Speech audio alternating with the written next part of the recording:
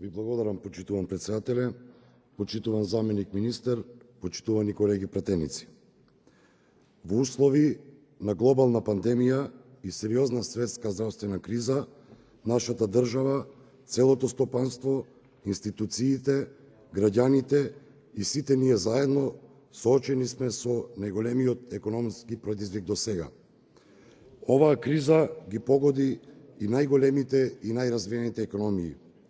Дури и најмоćните држави во светот влегуваат во рецесија и пријавуваат значително зголемување на невработеноста и видливи промени во целокупниот систем.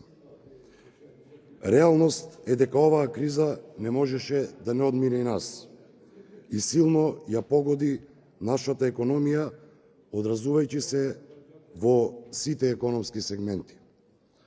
Но благодарение на навремениот, рационален и заеднички пристап, преку низа економски мерки успеавме да обезбедиме брз одговор на економскиот удар и значително да ги убlažиме последиците.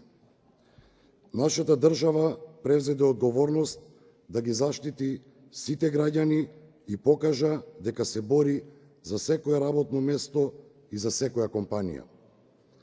Само неколку дена по прогласувањето на пандемијата беше донесен првиот сет на економски мерки за најпогодените сектори од кризата со коронавирусот. Преку голем ангажман со зацртани јасни цели покажавме дека не ги оставаме граѓаните и економијата сами да се борат во оваа тешка ситуација.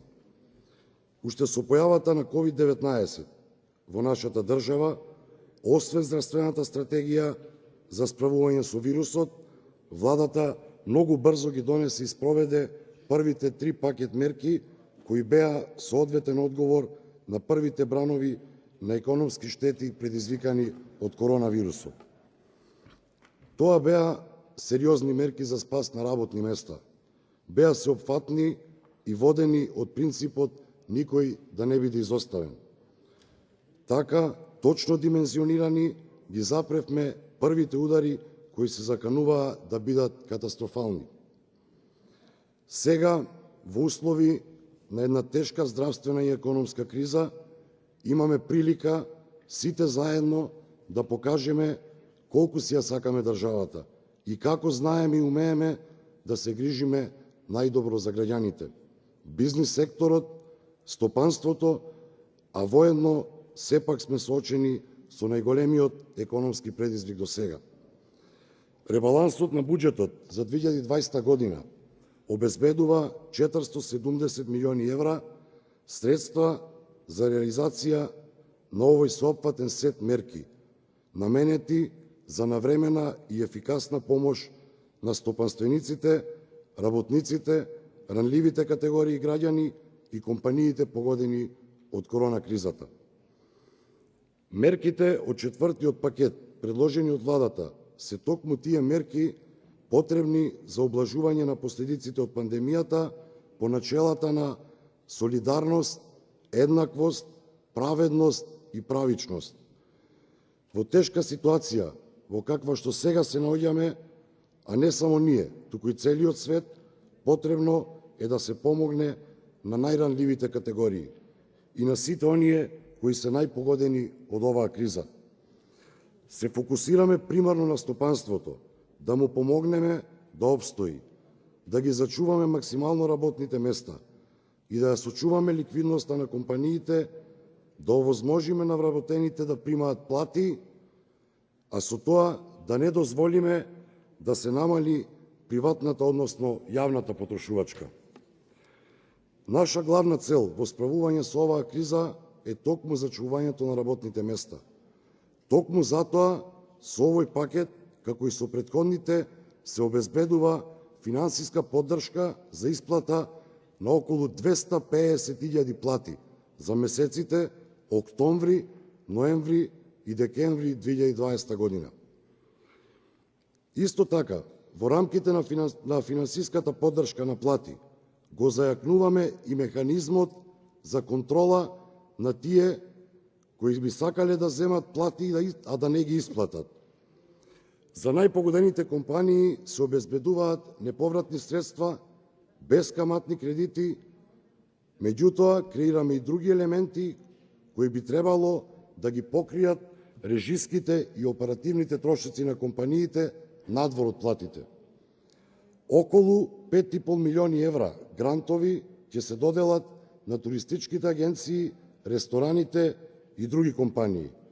Ова е дополнителна поддршка покрај онаа со домашните платежни картички, ваучерите за домашен туризам, кои беа исполнети со претходните 3 сета на мерки на владата. Владата нема да запре тука, со посветеноста во постојано дефинирање нови идеи и нови мерки за граѓаните. Најавувам дека веќе сме во процес на дефинирање нови интервенции за директна помош на различни целни групи во различни дејности. Бидејќи доаѓам од секторот туризам, чувствувам потреба да напоменам дека ваучерите за домашен туризам, кои се уште важат и ќе важат до 15 декември, се дел од мерките кои навистина помогнаа за закрепнувањето на голем број туристички и угостителски компании во изминатиот период. Поради тоа, чувствувам голема одговорност да се обратам како представник на граѓаните од југозападниот регион, туристичките центри Охрид и Струга, каде што екзистираат најголем број на бизниси и компании од областа на туризмот, која претрпе исклучителни штети во оваа светска здравствена криза и стварно имаат голема потреба од помош. Исто така се работи за регион во кој функционираат низа компании од различни стопански дејности и ја потенцирам неопходната потреба за носење на овој ребаланс на буџетот. Кога веќе зборуваме за туризмот и ugostителството, сакам да истакнам дека четвртиот сет на мерки е предвидено намалување на ДДВ-то во ugostителскиот сектор од 18 на 10%, кое веќе ќе почне да се применува од 1 јануари 2021 година. Истовремено, со овие мерки ги исполнуваме нашите предизборни ветувања. За нас, во предизборната кампања, беше намалувањето на ДДВ-то за ugostителскиот сектор. Во овој сет на мерки, кој практично доаѓа со овој ребаланс на буџетот, се предвидени 2 милиони евра поврат на туристичката такса на компаниите кои во 2019 година оствариле одреден број на ноќевања. Како стопанственик кој е директно вклучен во туризмот, тука не можам а да не го споменам колекторскиот систем на Охридското езеро. Со поделбата на меѓуопштинското јавно претпријатие Проаква, новото државно јавно претпријатие колекторски систем ги превзеде обврските за неплатени сметки од меѓуопштинското јавно претпријатие Проаква за електрична енергија спремајавана во вредност од 406 милиони денари и обврски за неплатениот кредит кон монетарниот фонд, каде како гаранти беа општините Охрид и Струга во износ од 278 милиони денари. Со спогодба за исплаќање на долгот премајавана, исплатени се 133 милиони денари во декември 2019 година, а остануваат уште две рати по 136 милиони денари, од кои првата рата е предвидена токму со овој ребаланс.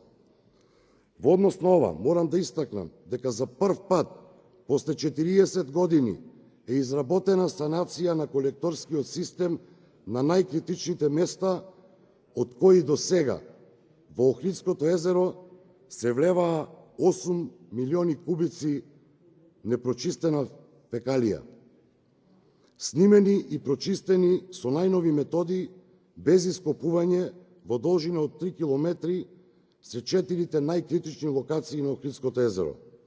Репарирани се 20 комплети на препумпни станици, кои за разлика од минатото, каде едвај само еден функционираше, сега сите функционираат со 100% моќност.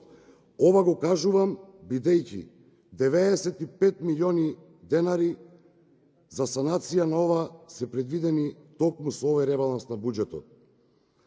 Впрочем, една од главните препораки на реактивната мисија во 2017 година на УНЕСКО беше ревитализацијата на колекторскиот систем. Со сето ова кажано, Охрид за прв пат добива реконструиран колекторски систем и соодветна грижа за водите на Охридското езеро. Со остатокот од парите, обезбедени со овој ребаланс, ќе се врши отплата на дел од долгот спрема општина Струга, а со тоа се создаваат услови Министерството за финансии да издаде позитивно мислење за задолжување на општина Охрид на домашниот пазар и деблокирање на сметката после фантастични 30 години. Се работи за вистински структуриран ребаланс, кој е проектиран со повеќе од 30 економски мерки, донесени во координација со сите стопански комори. Станува збор за помош на јадници граѓани и за чувување на нивните работни места. Со четвртиот пакет на мерки ќе бидат опфатени сите оние категории кои не беа опфатени со претходните 3 сета мерки, односно обезбедување на помош онаму каде што е потребно. Како дополнителен елемент со мерките се бориме и против сивата економија. Точно е дека имаме зголемување на бројот на невработени во Агенцијата за вработување, затоа што луѓето работат во неформалниот сектор, кои таму работат сватија дека веќе нема кој да се грижи за нив. Опозицијата, барем во оваа ситуација, не треба да биде чинител кој што нема да не подржи. Затоа што на крај на денот, кога ќе се обезбедат 70 милиони евра за стопанството, ние не ги делиме луѓето на наши и ваши.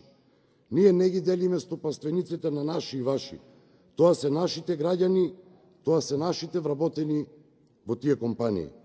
Затоа е важно да го поддржиме овој ребаланс што побрзо.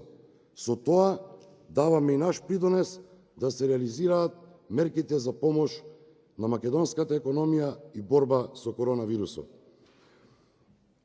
Кога велиме дека ќе обезбедиме поддршка на ранливите категории граѓани, дали преку платежни картички или преку некој друг механизам, апсолутно е неважно, затоа што тоа се нашите граѓани. Ние не кажуваме дека 180.000 пензионери кои што ќе добијат платежни картички се социјалдемократи. Тоа се нашите дедовци, татковци, баби и мајки, без разлика дали припаѓаат или не на одредена група.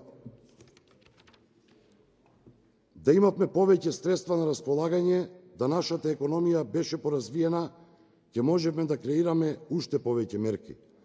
Затоа што во вакви услови не се мери дали ќе потрошиме 1 динар да спасиме 1 живот, затоа што секој ден расте бројот на тие што ја губат битката со коронавирусот. Со довербата која не имаа дадено граѓаните, се обврзуваме пред нив и ќе продолжиме да работиме и понатаму за да обезбедиме подобри плати и во приватниот и во јавниот сектор. Се што е потреба на граѓаните ќе го направиме, праведно и солидарно според вредностите на социјалдемократијата.